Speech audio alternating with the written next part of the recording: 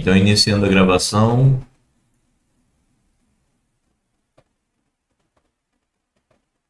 Vamos à nossa lista de aritmética. Então, vamos lá. Primeira questão. Como vocês sabem, se tiver alguma pergunta a fazer, quiser fazer alguma observação, é só falar que eu estou aqui com o fone, ou se colocar alguma coisa no chat eu não vou ver, mas alguém me avisa. Bem, considere um número natural A representado assim, né? O número natural está representado pelos seus algarismos. Então, o n-ésimo algarismo, o n-1 algarismo até o último algarismo. Aí ele diz assim, mostre que A é divisível por 3 se somente se a soma dos algarismos é divisível por 3. Ele tentou escrever aqui uma solução que não envolvesse a linguagem de congruência, né? Mas poderia ter sido feito com congruência.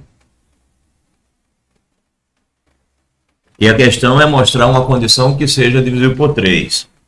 E aí, por exemplo, se você escreve o A dessa forma e você pega a barra dessas coisas aqui, né? Você pega a barra dessas coisas, barra no sentido congruência módulo 3, quando você pega a barra, aí o que acontece é que como as potências de 10 elas são congruentes a 1 módulo 3, né? Isso é fácil de perceber. Que 10, quando você divide por 3, vai dar 3, né? E vai sobrar 1. Então é congruente a 1 módulo 3. Aí se você pegar 10 ao quadrado, bem, dividido por 3, 99 dividido por 3, né? Então também é congruente a 1 módulo 3. 10 à terceira, que é 1000, é congruente a 1 módulo 3. Então, se você pegar barra módulo 3, isso daqui vai ser simplesmente esses 10 elevado a n, 10 elevado a n menos 1. As potências de 10, elas serão todas congruentes a 1. Então, isso daqui é, na verdade, a n 1 barra mais a n menos 1 barra 1 barra mais etc. Então no final o que vai ficar é, né, A2 1 barra, A1 1 barra e A0 não tem nenhum barra porque o A0 não está multiplicado por 10. Então quando você, como aqui tudo é 1, né, o que vai ficar é só a soma dos coeficientes, né? Então você conclui que para que ele seja congruente a 0, você quer isso daqui congruente a 0 módulo 3, então você precisa que a soma seja congruente a 0 módulo 3. Então se você usar a linguagem de congruência, a demonstração disso fica ainda mais fácil. Mais fácil de escrever, a escrita fica mais simples, né? Mais enxuta. Mas ele não fez com essa ideia, ele fez assim, ele não usou a linguagem de congruência, ele usou a ideia, mas não a linguagem. O que ele faz? Ele diz que o A está escrito assim, então ele diz, olha para esse 10 elevado a n como sendo n números 9 mais 1, né? Porque quando você pega 10 ao quadrado, o que você tem? Você tem 100. Aí quando você tira 1, fica 99 mais 1. Ou seja, ficam 2 9 mais 1. Aí quando você pega 10 à terceira, você tem 1000, né? 1000. E 1000 é 999 mais 1. Ou seja, a quantidade de 9 que aparece aqui é a quantidade de zeros que aparece na potência, né? E a quantidade de zeros que aparece na potência é o expoente. Então, a quantidade de 9 que aparece, ela é exatamente o n, né? Então, se aqui é n, aqui vai ter n números 9 mais 1. E o AN vai estar multiplicando. Aí, nessa daqui, a quantidade passa a ser n menos 1 números 9, né? Porque é 10 elevado a n menos 1. Isso mais 1. E assim por diante, né? A3 vai multiplicar 3 número 9. Que aqui é 1000, né? Aqui é 100 e aqui é 10. Bem, aí ele reescreve isso tudo assim. Aí sendo dessa forma, quando você distribuir, né, você pegar o AN e multiplicar esse número, e depois o AN multiplicar o 1, AN menos 1 multiplicar esse número, depois multiplicar o 1, e assim por diante, né? A3 multiplica o 999 e depois multiplica o 1. Então, quando você fizer tudo isso, o que vai acontecer? Quando você multiplica pelo 1, dá ele mesmo, né? Então, vai aparecer a soma. Vai aparecer a soma até o A0. E a n vezes 9999, a n menos 1 vezes 999, etc., são todos, como 9999 são múltiplos de 3, então os outros produtos, quando somados, formarão um múltiplo de 3. Então, conclusão, com K sendo um inteiro qualquer, né? Logo 3 divide a diferença, né? Se você passar para o outro lado, ele vai dividir a diferença A menos essa parte, porque A menos essa parte vai dar 9K. Então, o 3 divide a diferença. Se o 3 divide a diferença, significa dizer que essa diferença é congruente a 3 módulo nada, né? Mas ele não diz isso, ele diz assim, portanto, A é divisível por 3, se somente se isso aqui também for. Se isso daqui for divisível por 3, como isso daqui também é, então o A automaticamente é divisível por 3. Ok. Então a questão do jeito de escrever, que eu acho que se usar a linguagem de congruência, dá uma enxugadazinha. Mas tudo bem, está bem escrito, né? A questão está resolvida. Bem, se não há perguntas, vou para a letra B. Então, letra B. Mostre que A é divisível por... Aqui é 8, né? Eu digitei errado. Aqui é 8. 8. É divisível por 8 se e somente se os 3 últimos algarismos são divisíveis por 8. Não sei se todos vocês sabiam disso. Muita gente não sabe, que basta olhar os 3 últimos. Bem, temos que... Ele escreveu aqui novamente o número A, né, nessa forma. Aí ele agora vai olhar para cada potência de 10 e vai olhar cada potência de 10 como sendo 2 vezes 5 elevado ao respectivo expoente, né? E aí quando ele faz isso, ora, aqui você tem 2 vezes 5, né? No último você tem 2 vezes 5. Aqui você tem 2 vezes 5 ao quadrado.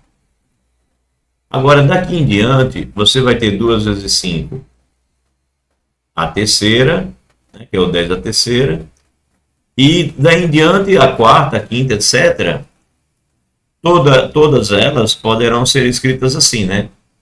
Passou do 3, né, quando você pegar o n maior ou igual que o 3, você tem aqui 2 elevado a n vezes 5 elevado a n. Acontece que do 3 em diante, todas as potências de 2 serão divisíveis por 2 a terceira, né? Ou seja, todas as potências de 2 serão divisíveis por 8. Então, se o n for maior ou igual que o 3, você tem que o 8 divide essas potências.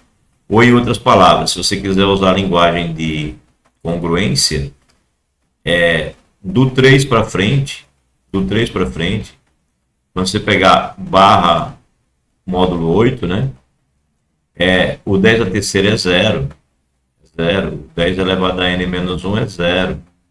O 10 elevado a n é 0. Ou seja, essas potências são todas divisíveis por 8. Então, se elas são divisíveis por 8, essa parte daqui não importa na hora de dividir o A por 8, né? Tudo que vai importar é essa parte aqui. Se esses 3 forem divisíveis por 8, acabou o problema. Então é isso que ele está dizendo aqui, ó. Que ele pode reescrever tudo isso dessa maneira. Então A é um múltiplo de 2 a terceira aqui, né? Aqui é um múltiplo de 2 a terceira, aqui é um múltiplo de 2 a terceira, né? Etc. Vai ter, então todo mundo aqui é múltiplo de 2 a terceira. A não ser nas últimas 3. A2, A1 e A0. Esses três são os únicos que eu não garanto que é múltiplo de 2 a terceira. Ou seja, em outras palavras, essa parte é múltiplo de 8, o A é escrito de uma maneira que essa parte é múltiplo de 8. Para eu garantir que seja múltiplo de 8 de fato, basta que isso aqui também seja. Só que isso daqui é exatamente você olhar para os três últimos algarismos. Então, para que o A seja divisível, os três últimos algarismos têm que ser divisíveis. Interessante, né? E aí, usando a linguagem de congruência, fica também mais enxuto, né? Porque aí as barras módulo 8 ali todas dariam 0 barra. Bem, terceira, encontre todos os números da forma essa que dividam por 24. Não, dividam não, que sejam divisíveis por 24. Bem, como sempre, né? A gente quando vê assim, a gente sempre olha as anteriores, porque é o costume do Enki, né? Que as anteriores ajudem. Então você tem 3 aqui, você tem 8 aqui, o cara pede 24 aqui. Então é natural que você desconfie que vai ser interessante olhar para isso aqui. Então, se o 24 vai dividir este número, a gente sabe que o 24 é 3 vezes 8. Então, se o 24 divide, o 3 divide e o 8 também. Aí você olha para o número que ele te deu, e ele te deu 1 a 0, né? Então, ele te deu os números 1, o número 1 e o último número ele não te deu. Então, é interessante encontrar um número aqui que seja divisível por 8. A gente quer que o 8 divida isso, e a gente também quer que o 3 divida. Mas o 3 precisa dividir tudo, a soma dos algarismos, na verdade. Aqui, eu só preciso que o 8 divida esse número que vai ser formado com esse último algarismo. Aí ele sugeriu aqui o 2, né? A 0 igual a 2. Claro que se eu tivesse colocado o que aqui? Se eu tivesse colocado 0, isso era dividido por... Não era, né? Bem, aí eu tenho as opções para colocar aí 0, 1, 2 até 9. Certo? E aí eu vou procurar número para colocar aqui de tal forma que isso seja divisível por 8. Aí ele notou logo que o 112 é um número divisível por 8, né? É um número divisível por 8. Dá 14, né? Vezes 4, 32, com 3, é um número divisível por 8. Então, ele optou pelo último algarismo dizer que é 2. Aí faltava ele determinar qual algarismo, ele determinou esse, para ser 2, para poder dividir por 8. Ele precisava colocar este daqui. Aí como precisa ser dividido por 3, é só somar, né? 9 mais 4, 13, 14, 15, 15 com 2, 17. Então ele precisa colocar um número aqui que faça com que isto aqui seja, some um número divisível por 3. Aí já deu 17 e ele pegou o menorzinho, né, o menor possível, que é o 1, porque dá 18. Aí já é divisível por 3 e aí está resolvido o problema. Muito bonitinha a questão. A pauta dele, escrever isso, justificar o critério, escrever isso, justificar o critério e encontrar os três números na última sessão. Ele simplesmente... Agora, muito legal que ele igualou todos os itens, né? Ele botou 0,25 para cada passo que você dá. Ele não fez nada, não destacou nada como sendo um passo mais importante. Legal essa primeira? Vamos para a segunda? Essa foi mais tranquila. Agora que eu dei um arrudeio na explicação, assim, porque ele fez em 3 linhas aí.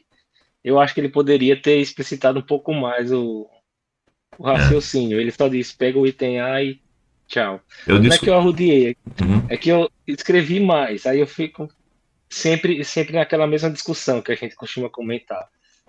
Às vezes eu escrevo demais. Você relê e dá uma olhada se escreveu alguma coisa errada. Se não escreveu errado, tá tudo bem. Não, Tá. não. Agora, eu acho que talvez eu escrevesse ainda mais compacto, porque se eu for usar a linguagem de congruência, né, módulo M, aquilo ali podia ficar ainda mais compacto, Eu aqueles itens. eu digo essa última. Eu não sei, eu coloquei que o A0 tinha que pertencer, como era um algarismo, só poderia assumir valores de 0 a 9. Detalhei mais assim, mas os Mas detalhes que realmente eu isso, precisava. isso não é ruim, não. Isso não é ruim, Hum, não. É melhor assim do que correr o risco de deixar de dizer alguma coisa e não pontuar.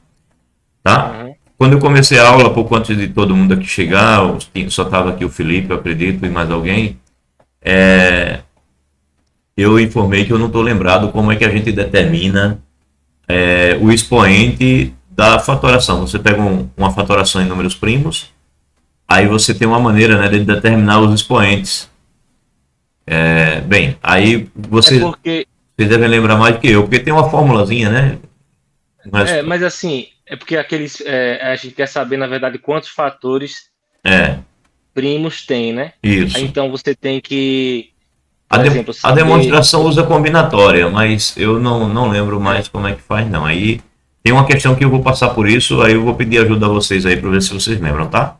Eu acho que eu meio que deduzi, eu não lembrei bem da fórmula, não, mas eu fui deduzindo, né? Porque você tem que Tá, pegar a potência de 2, aí a certo. potência de 4, 2 ao quadrado, 2 ao cubo, Então você me dá uma até. ajuda na hora que eu passar por essa Tá, questão, tá, tá? tá. Então vamos lá. Segunda, acho que já é essa, né?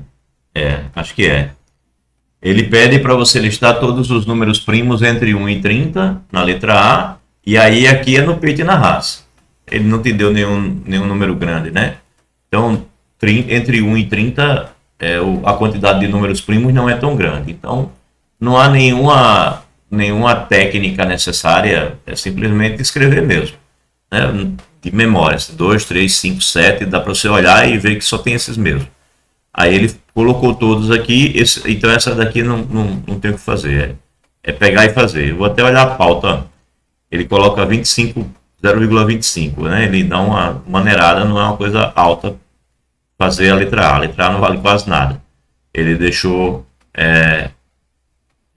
um ponto inteiro aqui nessa outra parte e deixou só 0,25 na natural, né? Que era simples demais. Aí agora a letra B pede para achar a decomposição de 30 fatorial em fatores primos. Aí o que, que ele faz? Ele começa a calcular os expoentes, né? A calcular os expoentes. Aí essa formulazinha que calcula os expoentes aqui eu não lembro. Ele sai determinando. Então aqui é o expoente do 2. Ele determinou aqui o expoente do 2, que é 26. Quer dizer, ele está olhando para os primos, tá? Olhou para o determinante para o expoente do 2. Depois ele vai para os expoentes do 3. Está aqui. Essa soma. Ele chega a 14. Lembram da aplicação lá como é? É um resultadozinho que tem lá. No livro eu acho que ele faz assim, é M de alguma coisa, não lembro. Do P, Eu, né? eu não, eu não lembro exatamente como era que denotava, mas eu fui deduzindo, né? Porque você tem a fatoração do 30, aí, por Hum, exemplo, em relação ao 2, tá. vai Vamos, aparecer vamos, vamos olhar para a fatoração do 30, né? é, Você vai ter 2, vai dar Técnica é 15. mas na verdade é 30 fatorial, aí vai aparecer exatamente todos esses primos aí que a gente listou no item A, Certo, né? Então aparece todos, que é o certo. 30 fatorial, né? Tá. Mas você Não, disse que olhar para a fatoração do 30 era útil ou não? não, na verdade seria a do 30 fatorial. Aí, Aí aí vai não tem. aparecer, por exemplo, Sim. o fator 2. Aí, se Tá. você imaginar o produto, né, desses fatores primos, Sim. vai ter fator 2, fator 2 ao quadrado, vai ter múltiplos de 4, vai ter múltiplos de 8, múltiplos Certo. de 16. Então, por exemplo, a primeira coisa, de onde foi que veio esse 15? Ele quer saber quantos fatores 2, né, existem nessa fatoração, só com a potência de 2, 2 elevado a 1. Aí ele calcula o número de múltiplos de 2 de 1 a Certo. 30. Aí no caso são 15. Aí depois ele vai pegar as potências 2 ao quadrado. Tá. Aí ele Aí, pega, tem são quantos múltiplos 7. de. Isso, são 7. Aí 2 ao cubo, são 3. E Tá. 2 à quarta, que é o 16, é 1. Tá, Aí entendi. depois, se você calcular o 2 à quinta, passa. Ok. Aí ele para. Aí esse raciocínio A aí mesma coisa que do vai 3 fazendo. aqui. Exatamente. Quantas Tá. potências, quantos fatores 3 elevado a 1 existem? Aí no caso dá 10. Aí 3 Certo. ao quadrado. Ok, E assim ele faz com então todos. é essa a ideia. Bem, aí ele É, faz para todos, é. E aí ele sai calculando cada expoente possível, né, dessa fatoração. isso. Esses todos aqui vão ser só um mesmo, claro, né, que você já está aqui na metade, já passou da metade É. até. Então são todos um mesmo. E aí, com isso, ele tem o resultado que ele queria, né? É exatamente esse produto aqui, essa fatoração aqui. Então, na verdade, surge aqui a ideia. Só um instante, parece que chegou alguém.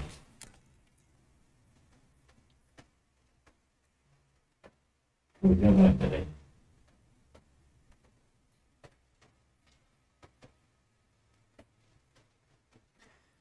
Deixa eu achar aqui a minha chave. Ela está sumida.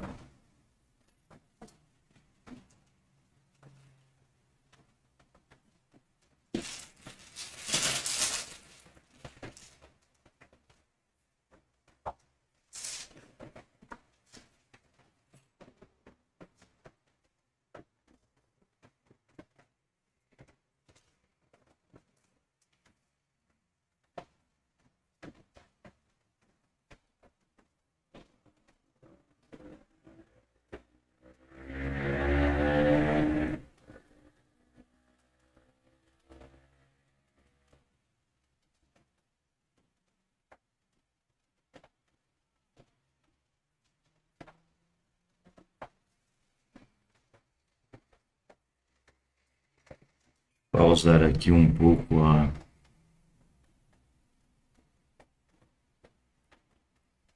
gravação. Deixa eu ver se eu pausei. Nem sei se consegui pausar.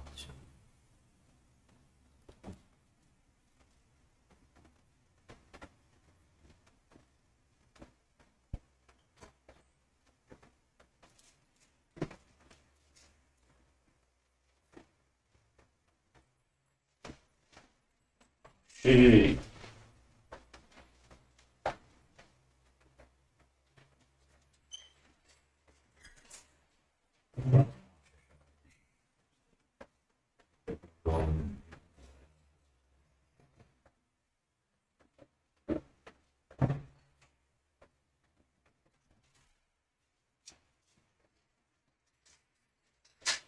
Tudo bem?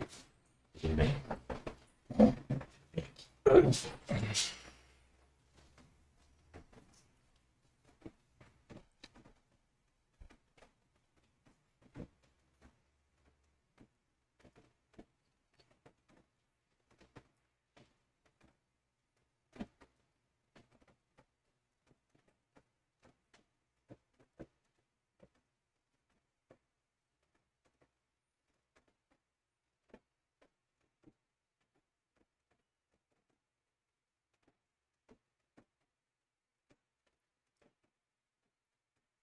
Pronto, vamos voltar.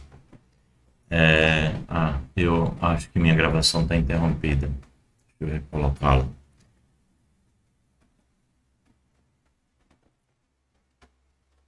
Continua, eu acho.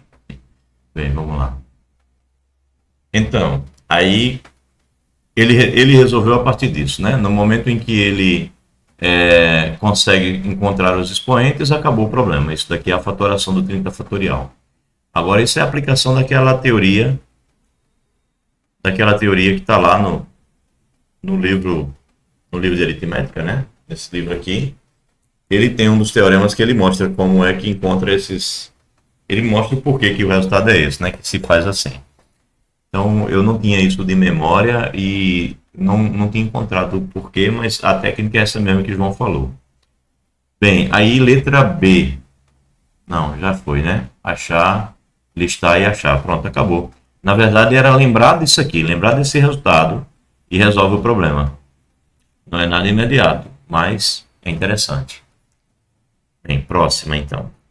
Terceira questão. Se P é um número primo, ímpar e diferente de 5, mostre que P ao quadrado é congruente a 1 módulo 10. Ou P ao quadrado é congruente... Ah, tá errado isso aqui, com certeza. Alguém sabe o enunciado correto? Não. Não, né? Menos um. A segunda congruência é menos um. A segunda congruência é menos 1, né? Também É, digitei errado. congruente a um ou a menos um. Aqui é menos 1, né? Isso. Ah, tá, obrigado. Então, é, aqui na solução a gente vai ver que é menos 1 mesmo, tá aqui. Então, essa daqui, quando você bate o olho, que você vê o 1 aqui, o que deve vir logo em mente, né, o que é mais natural que venha, é que a gente pense no pequeno teorema de Fermat, né? Pensa logo nele, eu acho que é o que sai logo. A ideia que vem é essa. Mas veja que ele não precisou lançar a mão dele a princípio, não, né? Ele não precisou. Ele foi logo direto para a observação de caso a caso, né? Então ele diz que como P é primo ímpar e diferente de 5, né? Se P é um número primo ímpar e diferente de 5, mostrar que o quadrado do P vai ser congruente ao 1 ou ao menos 1. Aí ele pega os primos ímpares e diferentes de 5 menores do que 10, né? Que são o 1, o 3, o 7 e o 9, que naturalmente na divisão por 10 vão dar a eles aqui, esses próprios, né? E aí ele dá uma olhada no quadrado. Quando ele olha para o quadrado desses números, módulo 10, são justamente isso, né? O quadrado do 1 é o próprio 1, o quadrado do 3 é o 9, o quadrado do 7 vai ser 49, então é 9, e o quadrado do 9 é 81, então também é 9, também é 9 não, também é 1. Aí, conclusão, ou dá 1 ou dá 9. Só que o 9, módulo 10, ele é menos 1. Então está resolvido o problema. Eu, quando olhei para o problema, fui pensar no pequeno teorema de Fermat, mas não havia a necessidade, a princípio, de pensar nele. Ele dá aqui também uma solução alternativa.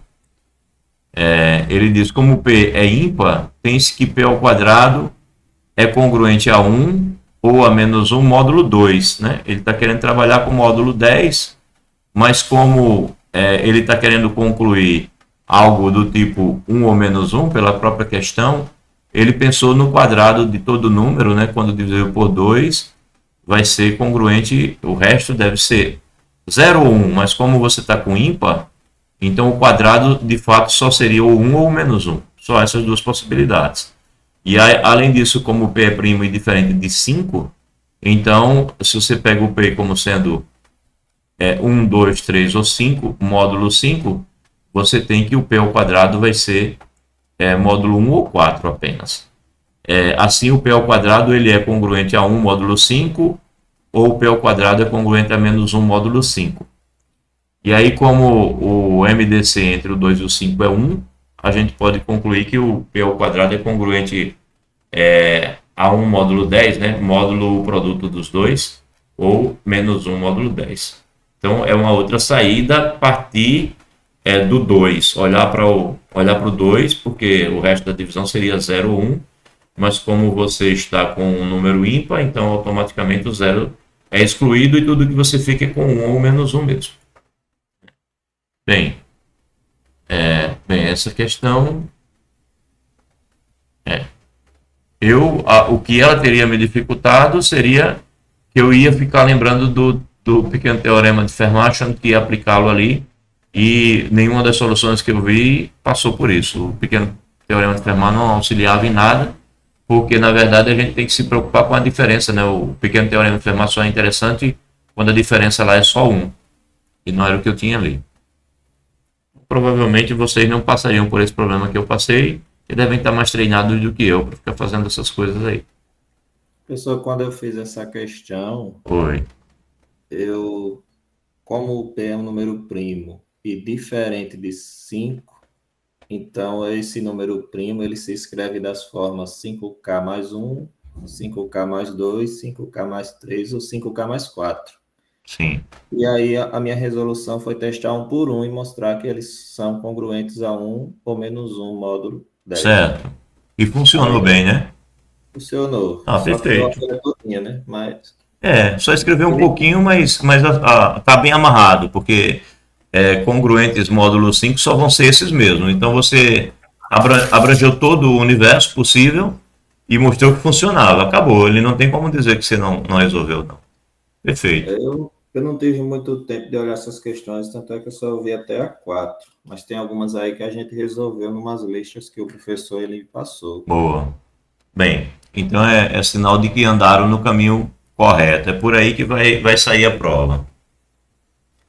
Bem, aí, quarta. Você disse que veio até aqui, né? Então, mostre que o quadrado de qualquer número inteiro deixa resto 0 ou 1 quando dividido por 4.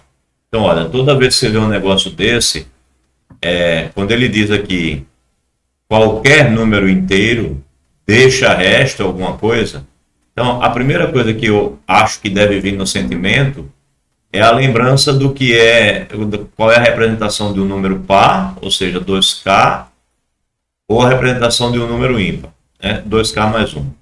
Porque como ele fala qualquer número inteiro, se você testa para 2k e testa para 2k mais 1, você já testou para todos os possíveis, né? Porque se você for pensar numa divisão por 4, por exemplo, você vai ter que falar no 2k, você vai ter que falar no 2k mais 1, no 2k mais 2 e no 2k mais 3, né? Seria uma coisa bem maior. Então, pensar em pares e ímpares, em geral, é o caminho para resolver o problema todo, né? Vamos ver como é que ele escreveu a solução. Ele diz assim, qualquer inteiro n é da forma 2k ou 2k mais 1, né? Foi exatamente o que ele fez.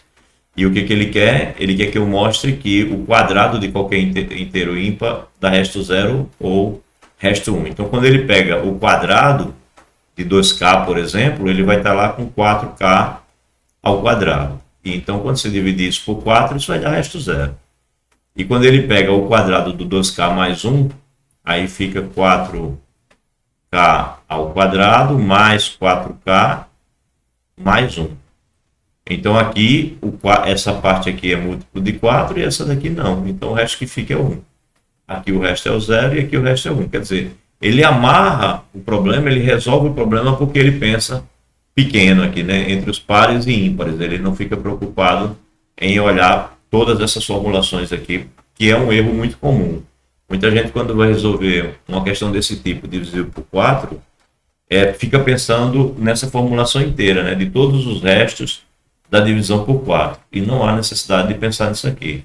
Eu digo isso porque é um erro comum que eu já vi em várias avaliações. Tá? Bem, então é isso para a letra A. Sempre que disser qualquer número inteiro, a gente pensar no fato de que um número inteiro ele sempre pode ser representado apenas como par ou como ímpar. E na letra B, mostre que não existem inteiros dessa forma.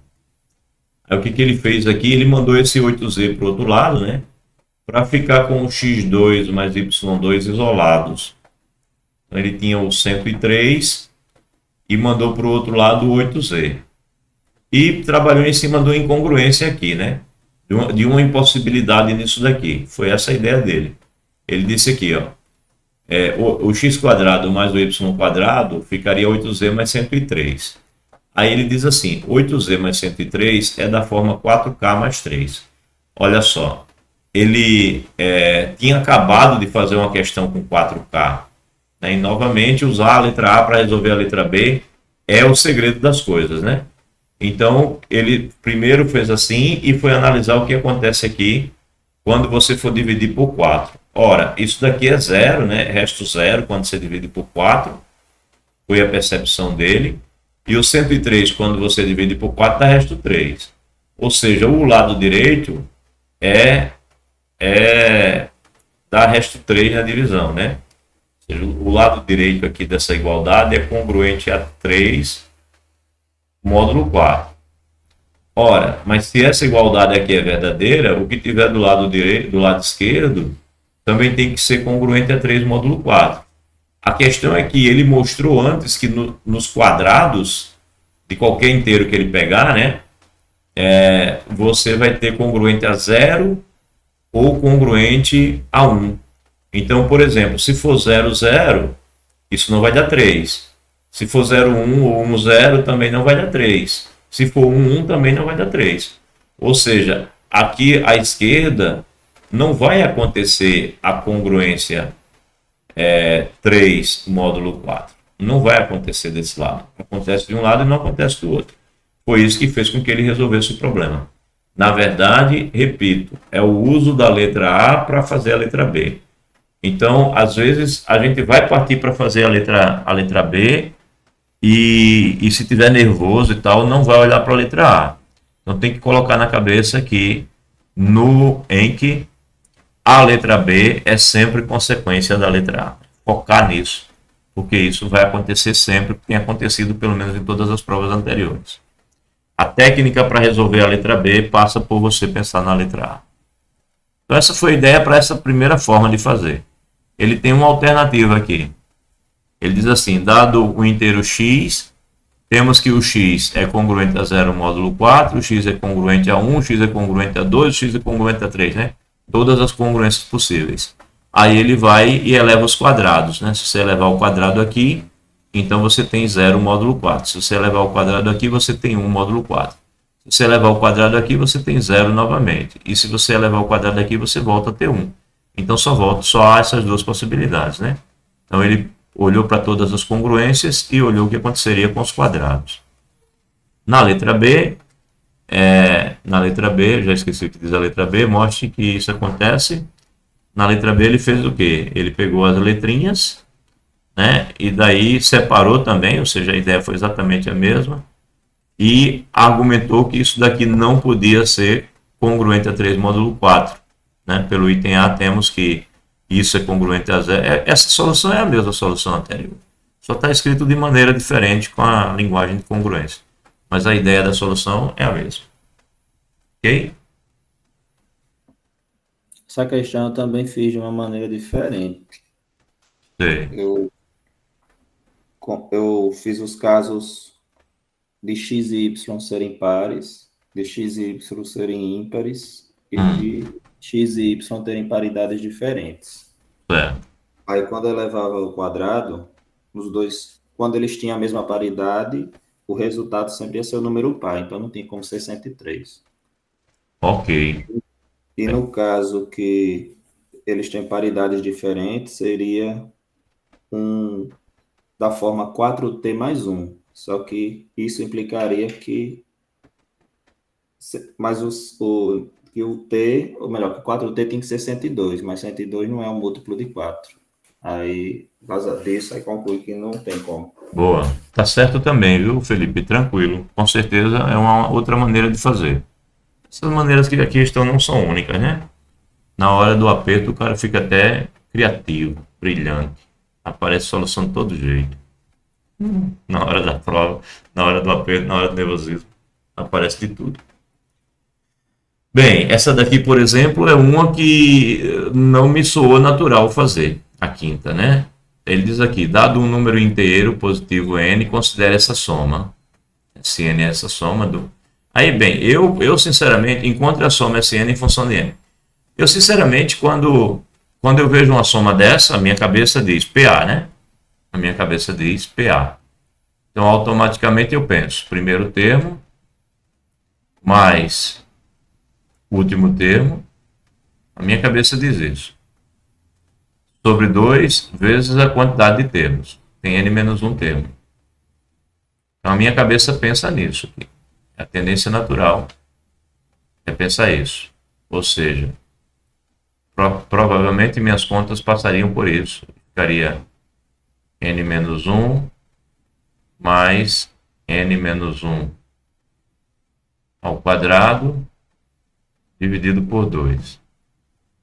Como ele está te pedindo para você encontrar esse n em função de n, isso daqui já está em função de n, né? É só uma questão de organização, talvez. Mas, para mim, a solução poderia ter sido escrita assim, sem que o avaliador pudesse ter dito muita coisa. Mas o que ele fez? Ele disse, daqui ele multiplica por um 2, que era tão natural que esse 2 é o que vem para baixo, né? Mas ele tira do bolso aqui, multiplicar pelo 2 e verificar que 2Sn vai dar simplesmente isso aqui, né? Isso daqui nada mais é do que n menos 1 vezes n. n menos 1 vezes n, né? Que é isso que vai aparecer aqui. Que deve ser coisas que vão aparecer se eu ficar brincando com esse negócio aqui também. E aí ele conclui isso daqui passando 2 de volta. Bem, não, não acho que o caminho mais natural para mim não seria esse. O caminho mais natural para mim seria olhar isso como uma PA, talvez porque eu tenho isso sempre em mente, né? Que a soma dos termos de uma PA é o primeiro mais o último, dividido por 2 vezes a quantidade. Então, eu acho que eu tenderia a fazer dessa maneira. Isso, eu acho que sim. Bem, aí, uma vez estabelecido a letra B, aí começa a sair tudo de maneira muito natural, né? Mostre que se n é ímpar, então o Sn vai ser congruente a zero módulo n.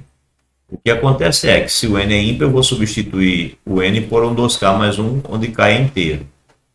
Aí, bem, o que eu tenho de Sn é isso aqui, que é n menos 1 vezes n sobre 2. Então, quando eu substituir esse nosso n por 2k mais 1 aqui, né? Bem, na verdade, ele olhou só o lado de cá, né? Ele olhou só o n menos 1 sobre 2. Então, ele diz que, pronto, se você substitui 2k mais 1 menos 1 sobre 2, automaticamente você vê que isso é k. Então, isso daqui ficaria k vezes o n, que é o 2k mais 1. Portanto, o Sn seria o k vezes n, né? K vezes n, porque isso daqui é o k, n menos 1 sobre 2 é o k, e isso está multiplicado por n. Então, é k vezes n. E se é k vezes n, isso é congruente a zero módulo n, né? Um múltiplo de n. Congruente a zero módulo n. E se n é par, também joga o n como sendo 2k. E aí, se o n é 2k, você pode olhar para n sobre 2.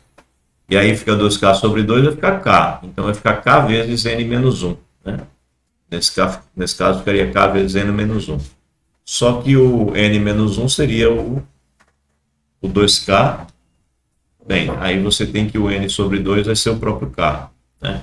Com k variando entre o 0 e o n. E assim você tem a conclusão de que isso daqui não vai ser congruente a zero módulo n. O que ele tinha pedido? Prove que se n é par, então o Sn é congruente a 6. Ele conclui aqui que ele é congruente, ele não é congruente a zero módulo n. Ué, coisa estranha. Será que devia ter errado? Eu acho que deve ter algum errinho, que eu não consegui não fazer esse negócio. Isso não é 6 não, né? Eu acho que pela resposta que ele deu aqui, era para mostrar que isso não é congruente a zero módulo n. Pode ter sido um Ctrl+C, Ctrl+V que eu tenha feito e ficou esse negócio errado aqui também. Essa lista ficou com algumas falhas de digitação. Eu vou aproveitar e vou corrigir, porque pode ser que eu use ela novamente algum dia. Eu vou tomar esse cuidado. Agora, olha só aqui a alternativa da letra C. Né? Ele pega n igual a par, n sendo par, e aí nesse caso ele olha para isso daqui como n vezes essa diferença, e você consegue, né, se você considerar o n igual a par, considerando o Sn aqui da letra A, você consegue verificar que seria assim, e aí você conclui que isso daqui não é inteiro, né, pois n sobre 2 é um inteiro obrigatoriamente. Aí se isso daqui é um inteiro, menos meio não é inteiro. Aí, consequentemente, ele encontra também uma contradição, e por isso o Sn não é congruente a zero módulo n. Bem, ok. Para mim está ok. Alguma pergunta sobre essa? Não? Então vamos olhar mais uma. 6. Se B é um número inteiro positivo, tal que o MDC entre o B e o 17 é 1, prove que 17 divide pelo menos um dos números abaixo. Então a gente tem que B não é um múltiplo do 17. Mas mais que isso, ele não é um múltiplo do 17. Para que o MDC entre B e 17 seja 1, isso significa exclusivamente isso, né? Que o B não é um múltiplo de 17. E como 17 é primo, então não existe outra chance. É só isso que ele está afirmando, que o 17 não divide o B.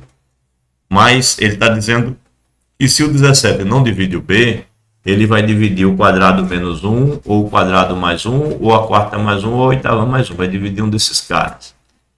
Aí como é que ele resolve? Ele diz assim, como o 17 é primo e o MDC é 1, aí sim, né? Ele vai para o pequeno teorema de Fermat. Por quê? Porque ele está com 17 e esses caras aqui que ele quer trabalhar são todos potências de 2, né? E aí ele nota que usar o 16, que também é uma potência de 2, pode dar fruto. Então ele olha que B elevado a 16 é congruente a 1 módulo N, que é garantido pelo pequeno teorema de Fermat. Ok. Aí isso está nos dizendo que o 17 divide B a 16 menos 1, né? É isso que ele conclui a partir do pequeno teorema de Fermat. Bem, se o cara não trouxer a memória o pequeno teorema de Fermat nessa questão, ela não sai, eu não vejo outra maneira. Bem, aí ele começa a brincar com o que é B a 16 menos 1, né? Isso é uma diferença de quadrados e, consequentemente, é a diferença das bases vezes a soma das bases, né? Escreve dessa maneira. Aí quando ele escreve assim, novamente, isso aqui é uma diferença de quadrados, e aí ele escreve de novo e simplesmente repete essa parte. E aí, por fim, isso daqui também é uma diferença de quadrados, ele novamente faz o produto e repete o restante. Aí quando ele faz isso, ele encontra aqui, né, b quadrado menos 1, encontra o b quadrado mais 1, encontra o b a quarta mais 1 e encontra o b a oitava mais 1. Encontra todo mundo simplesmente fatorando isso. Então, essa questão aqui é pequeno teorema de Fermat. Pequeno teorema de Fermat. E como a gente tem chance de resolver uma questão como essa? Ora, vai fazer uma questão de congruência e está lá presente alguma potência. Aí olha para o primo que você está trabalhando, pensa uma unidade a menos nele e vê se tirando uma unidade do primo tem alguma coisa a ver com as potências que tiverem na questão, né? É assim que você acaba percebendo que o pequeno teorema de Fermat resolve isso. Ele tinha um número primo 17 e ele tinha aqui potências do tipo 2, 2, 4 e 8. Então, quando você tira 1 do 17, que você vê 16, aí você olha para essas potências aqui, você vê que essas potências têm a ver com 16. Por isso que o pequeno teorema de Fermat deve vir naturalmente à cabeça de quem vai resolver essa questão. É claro que na hora do nervosismo, talvez ele não venha, né? Talvez ele não venha. Mas a intenção de quem criou a questão e deixou aí era para isso. Ele dá uma alternativa aqui também. Ele diz que, como o MDC é 1, temos que o B só pode ser esses caras aqui, né? Porque ele está tocando o B aqui antes do 17 e olhando quem é que tem o MDC igual a 1, né? Quais as possibilidades para o B. Aí depois ele está analisando uma por uma, né? Está analisando uma por uma e concluindo o que ele queria. E aí depois que ele analisa uma por uma, ele conclui que o 17 divide pelo menos 1, uma das que aparecem aqui, né? Elas vão aparecendo naturalmente. É uma forma também de fazer. Essa forma de fazer, eu acho que, para mim, tinha menos chance de eu fazer assim do que de eu lembrar do teorema de Fermat, né? Porque para essa prova, o pequeno teorema de Fermat, ele é natural que esteja na memória da gente. Porque é natural que apareça alguma congruência e que a gente precise dele. Então, ele é uma das ferramentas, uma das armas que a gente leva para essa prova. Então, como a gente vem fazendo nessa disciplina, é isso que a gente tem que ter em mente, né? Quais são as ferramentas?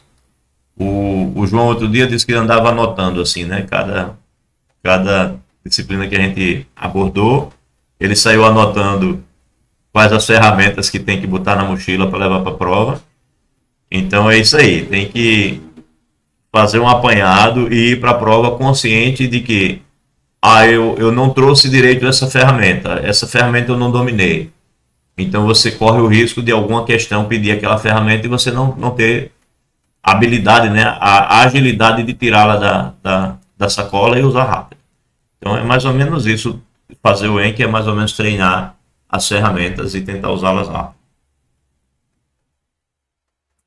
7.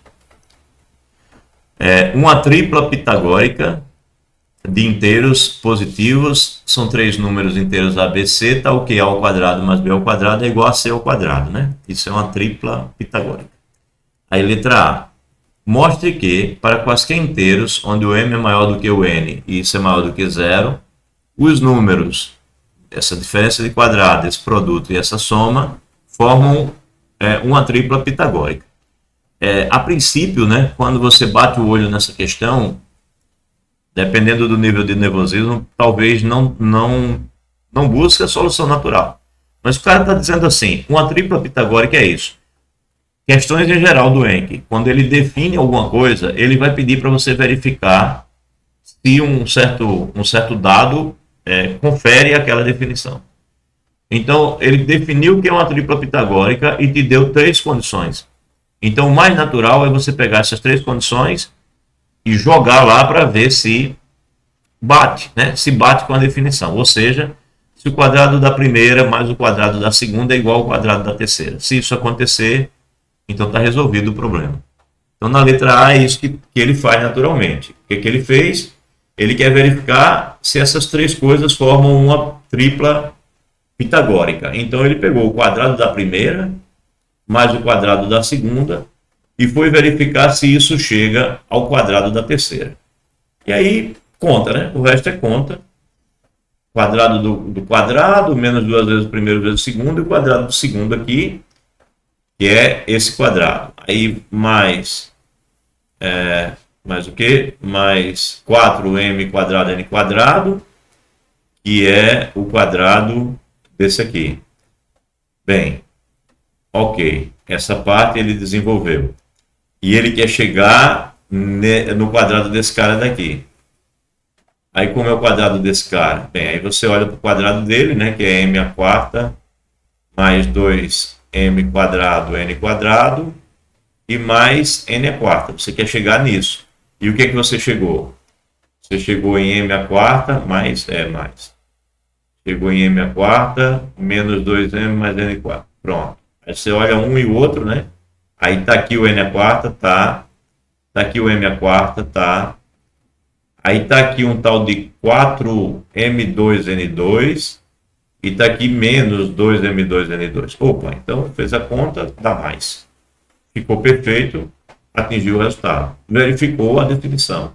Acabou o problema. Acabou o problema, tá? Então, essa letra A, deixa eu ver como é que ele pontuou aqui na pauta. Meio ponto. Meio ponto, tranquilo, muito legal. Pontuação simples de tirar, né? Verificação direta da definição. Perfeito. Essa é uma questão para se ganhar ponto. Não dá para perder essa. Aí, letra B. É possível provar que toda tripla pitagórica pode ser escrita da forma assim. Então, ele afirma, isso aqui é uma afirmação, né, que sempre é possível provar. Aí, sabendo que isso sempre acontece, então, usando este fato, mostra que toda tripla pitagórica, sempre, em todas elas, sempre há um múltiplo de 4. Ora, se toda tripla pitagórica se escreve assim, então basta que eu verifique que pelo menos um desses é um múltiplo de 4. É isso que ele está dizendo aqui na letra B. Né? Então ele diz aqui, considere ABC uma tripla pitagórica. Logo, existem m e n maior do que zero, tais que esses caras se escrevem dessa forma. Ok. Quero verificar que pelo menos um é múltiplo de 4, não é isso? Tem que ter isso em mente. Então temos 2 possibilidades. Ou o m e o n são ímpares, ou o m e o n é par, ou eles têm, só temos 2 possibilidades, né? M e n ímpares. M é par ou n é ímpar. Perdão, m é par ou n é par. Tá, eu não tenho possibilidades de ter todo mundo par, deixa eu ver, de ter m e n par. Um é par ou o outro, não posso ter os dois.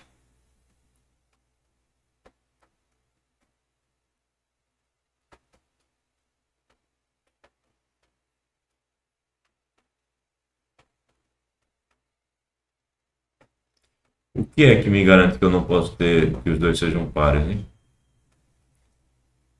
Eu estou deixando de ver alguma coisa que vocês estejam vendo aí.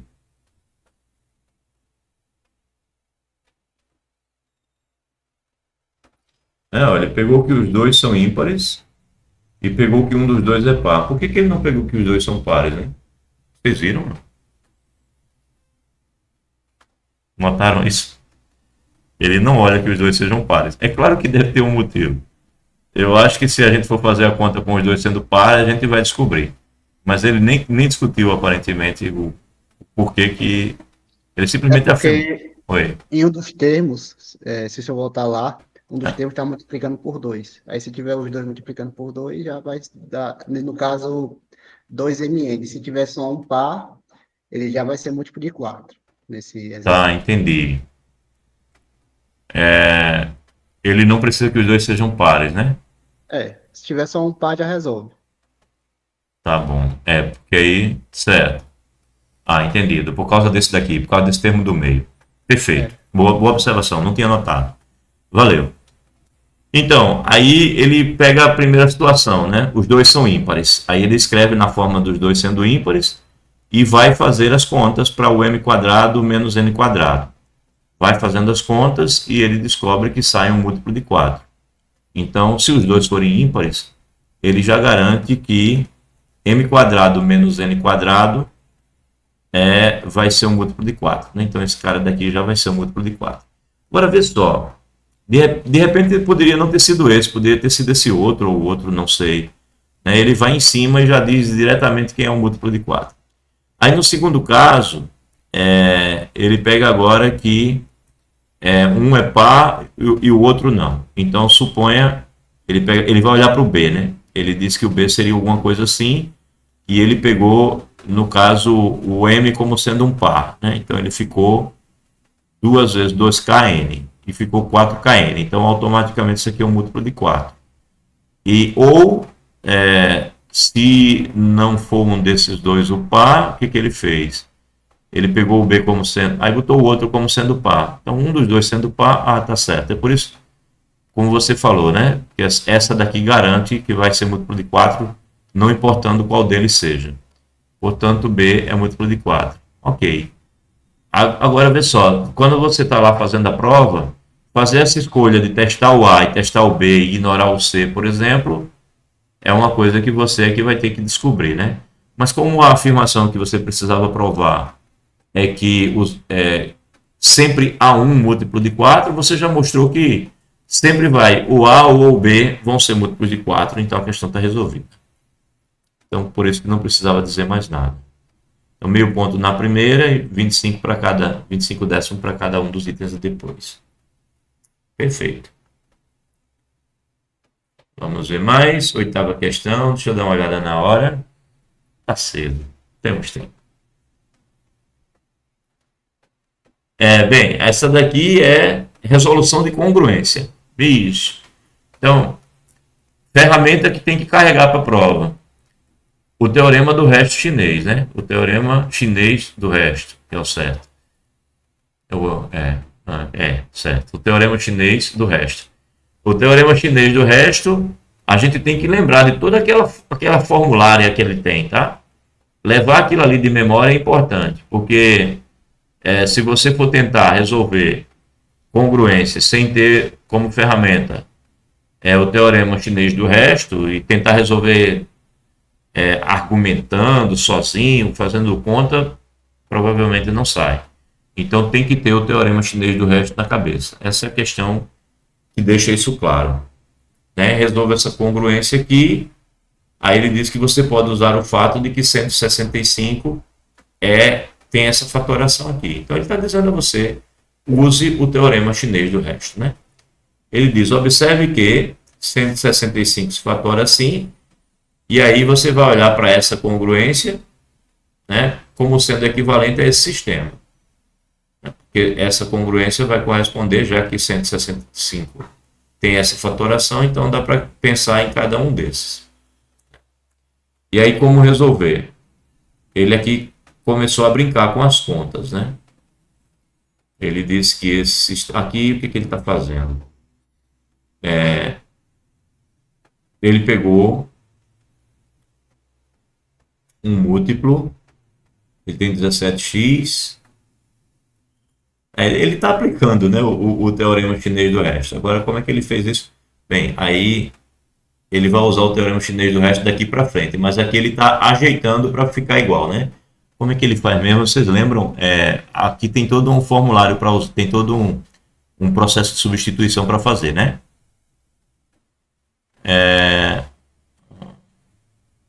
17x é congruente a 82 módulo 3. 82 módulo 5. Como é que ele concluiu esse 6?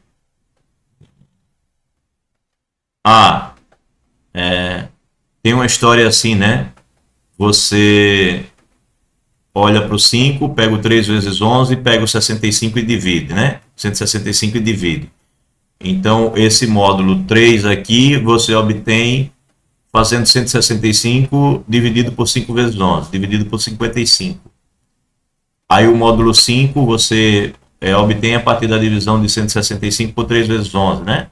Lembram disso? Lá do manejo desse negócio aqui? Lembram como é que faz a transformação de um sistema em outro?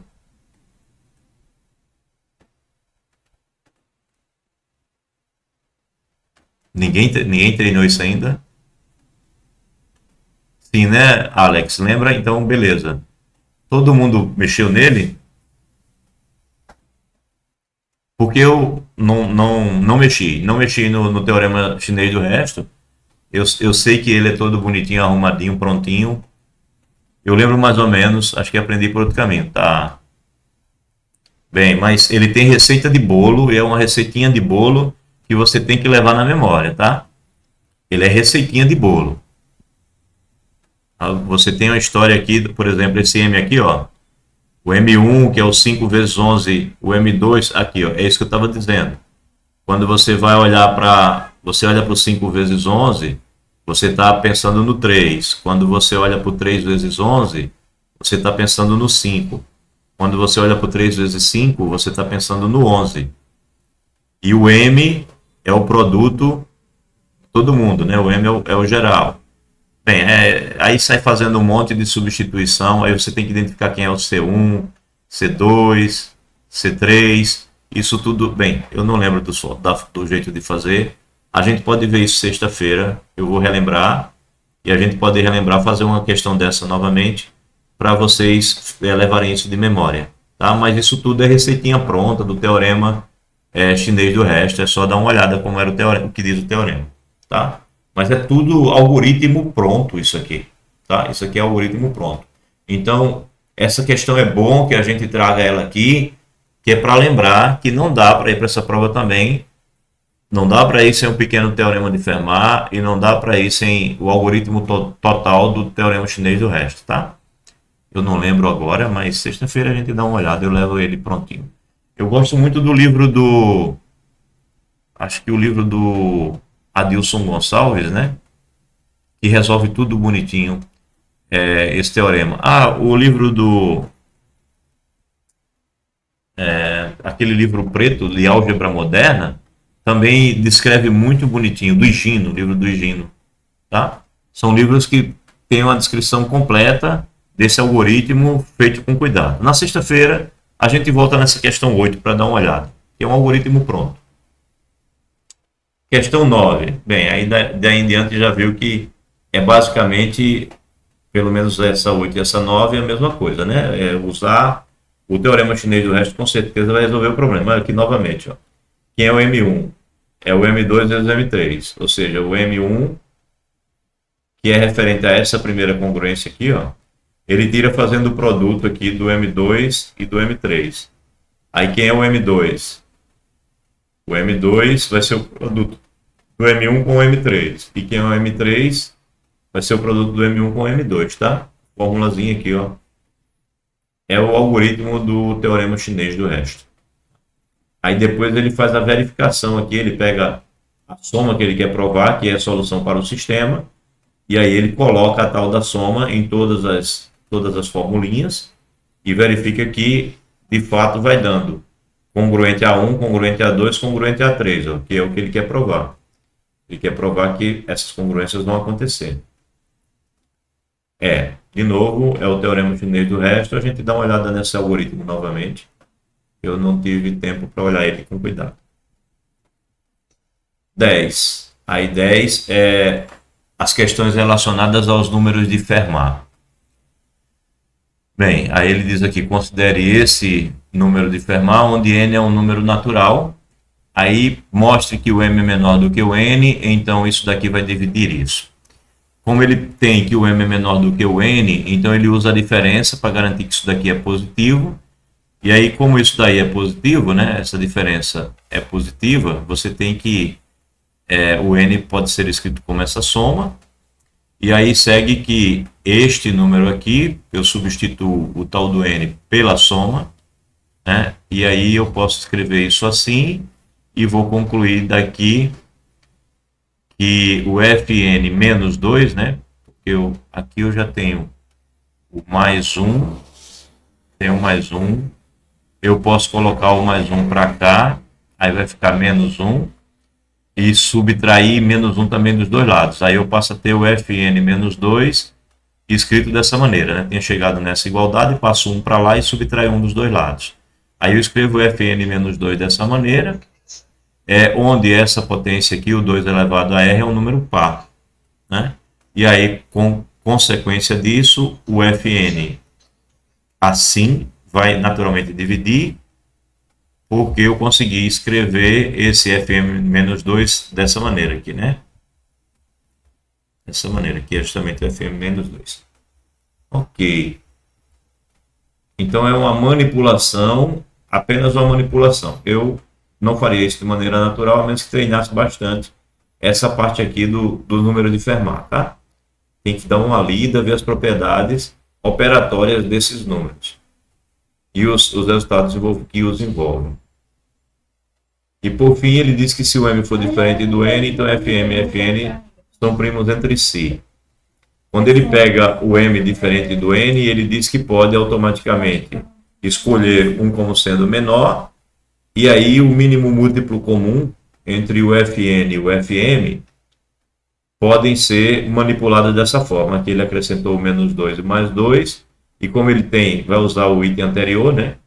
Aí como o fm vai dividir o fn menos 2, então você tem que esse daqui dividir isso aqui, né? E aí consequentemente o fn menos 2 vai ser um múltiplo do fm, com o k sendo um número inteiro qualquer. Aí conclusão, você tem que o fm e fn, o mínimo múltiplo comum entre eles, que é isso, é igual a, aí ele substitui o fn aqui pelo seu fn-2 pelo seu respectivo múltiplo disso daqui, né? E aí consequentemente o que sobra aqui é o 2, né? Já que esse é múltiplo desse, isso daqui é igual a fm2, né? Repito, visto que esse é múltiplo desse, quando você olha para o mínimo múltiplo comum desse daqui, é o mesmo mínimo múltiplo comum desse com o 2 apenas, né? Já que essa parte aqui é múltiplo. Aí tudo que sobra é isso, ele repetiu aqui o que é o fm com o 2, e aí automaticamente isso daqui é congruente, eles dois são primos entre si, né? São primos entre si, consequentemente o nosso MDC vai ser 1. Então são primos entre si, verdade. Tudo manipulação de conta aqui também, relacionado com anotação de mínimo múltiplo comum, tá? É outra coisa que a gente tem que fazer um bocado, fazer um monte de conta com propriedades de mínimo múltiplo comum para resolver esse tipo de problema. Aqui foi tudo manipulação só de mínimo múltiplo comum. Bem,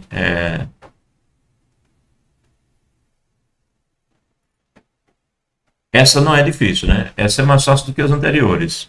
Vou comentar, deixa eu ver como é que estou de hora, tá cedo. Vamos ver aqui. Prove que 10 elevado a n menos 1 é divisível por 9. A gente viu agora há pouco, né? Foi uma das primeiras questões que a gente olhou. Quando eu pego uma potência de 10, ela é sempre uma quantidade de 9 igual ao expoente menos 1, né? Então, por exemplo, 10 ao quadrado é dois noves, né? 9, 9, menos 1. Ou menos 1 não, mais 1. Mais 1. Aí 10 a terceira é igual a 9, 9, 9, são 3, né? Por causa do expoente, mais 1. Então, toda potência de 10 tem essa característica. Ele pede, então, para a gente fazer 10 elevado a n menos 1. Então, se é menos 1, quando você passa para cá, o que sobra só são números do tipo 9999. É isso que ele vai usar para mostrar esse resultado. Ele vai pensar dessa forma. Mesmo escrevendo um pouco diferente, mas é isso que está em mente, né? Ele diz assim, o resultado vale, eu acho que é sempre, será aprovado, o resultado será aprovado por indução sobre n. Então, ele usa a indução para resolver o problema. Essa daqui é só conta, né? Afirma e, de fato, é divisível por 9. Aí, supõe que é verdade para um certo k, ou seja, 10 elevado a k menos 1 seria um múltiplo de 9. E aí, sendo assim, você pode passar o 1 para o outro lado. E aí, você vai pensar se você tiver k mais 1 ao invés de k. Então, para k mais 1, você tem que 10 elevado a k mais 1 menos 1 vai ser igual a 10 vezes 10 elevado a k, né? Para poder ficar 10 elevado a k mais 1 menos 1.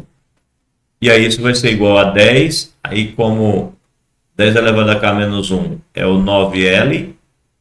9L mais 1 é o 10 elevado a k. Então no lugar desse 10 elevado a k aqui, ele colocou o 9L mais 1 usando a hipótese de indução. Bem, aí ele conclui aqui que ele vai ter 10 vezes 1 vai dar 10 aqui, menos 1 vai aparecer um 9.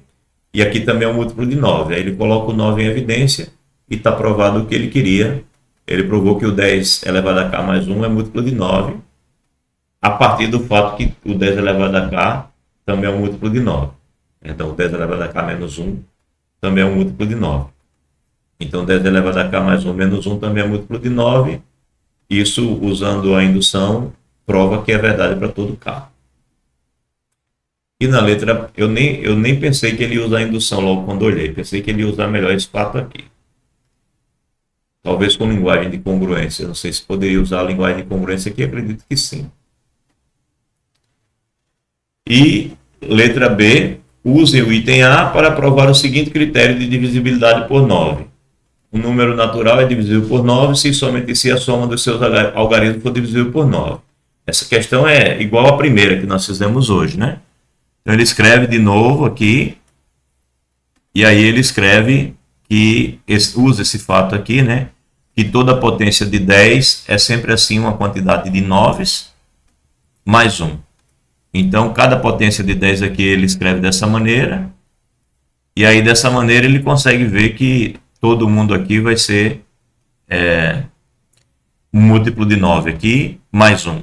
Aí quando ele multiplica cada algarismo, o algarismo distribui no 1 e multiplica no múltiplo de 9. Então, tudo que fica no final é algo assim, né? Algo assim, escrito dessa maneira.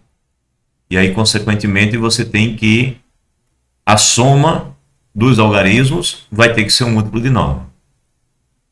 Então, ele usa o item A para isso, né? Para todo k maior ou igual do que 1. Bem, chega a um múltiplo de 9 aqui. Ele enfeitou usando DCS, acho que não havia necessidade, mas tudo bem.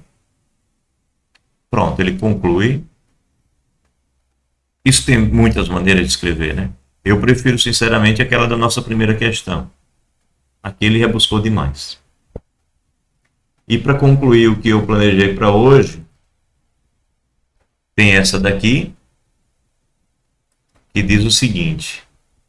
Ó, aqui é o que eu falei antes, tá? Ó, notou? Aparece aqui um 18. Aparece aqui um 18. E você está falando de um 19. Então, poxa, o primo e o problema em questão, a diferença é apenas 1. Então, aconteceu isso, automaticamente pensar no pequeno teorema de Fermat. Então, se o cara te dá um problema com um primo e o teu problema envolve um número a menos do que o número primo, vai aparecer o pequeno teorema de Fermat com certeza para resolver o problema. Então ele diz o seguinte, né? Ele quer que você determine o resto da divisão por 19 desse número aqui. Ora, aí ele lembra do pequeno teorema de Fermat. Então, para todo inteiro A que você tiver, que o MDC entre esse inteiro A e o 19 é igual a 1, ou seja, eles são primos entre si, o pequeno teorema de Fermat garante que a potência A elevada a 18 é congruente a 1 módulo 19. É isso que garante o teorema, né? Aí, por outro lado, se não for 1, você tem que o 19 divide o A, né? Já que não tem como outra situação, já que o 19 é primo. E nesse caso, você teria que o A elevado a 18 seria congruente a 0 módulo 19. Né? Então, conclusão, só vai dar 0 onde você tiver que a potência é um múltiplo de 19. Em todas as outras situações vai dar 1. Né? Vai dar 1 na divisão. O resto vai dar 1. Então, como temos 5 múltiplos de 19 entre 1 e 95, ou seja, ele foi contar mesmo 1 por 1, né? O 19, o 38, etc, etc, etc. Ele contou que tem 5 múltiplos de 19 entre o 1 e o 95. Então, entre esses números aqui, só existem 5 potências que serão congruentes a 0 módulo 19, ou seja, que o 19 vai dividir. Bem, quantos números você tem aqui? Você tem 95 números. 5 vai dar resto 0. Todos os outros darão resto 1.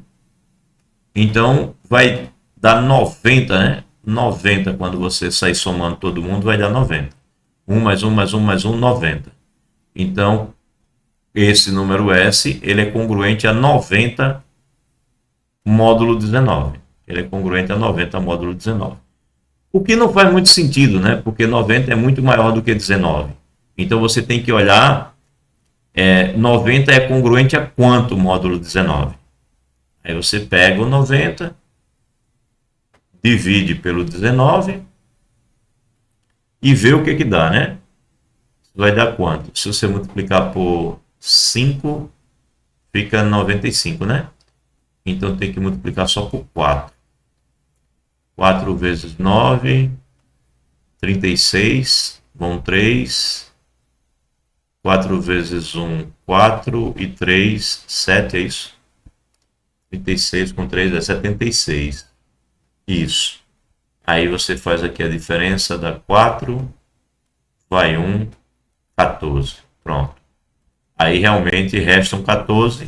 Aí você descobre que S é congruente a 14 módulo 19. Ou seja, a divisão desse número bonito aqui por 19 dá resto 14. Ok. Eu só preparei até aqui. E essa parte aqui do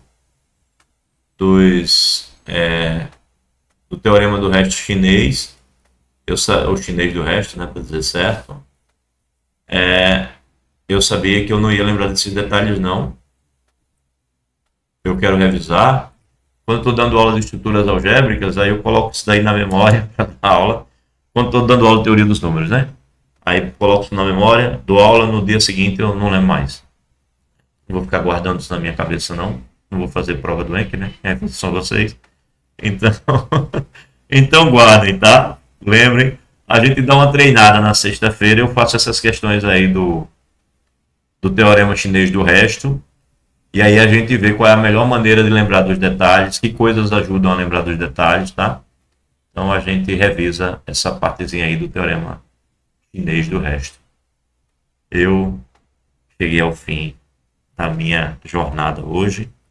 Não aguento mais nada. Vou parar a ligação, ou a gravação.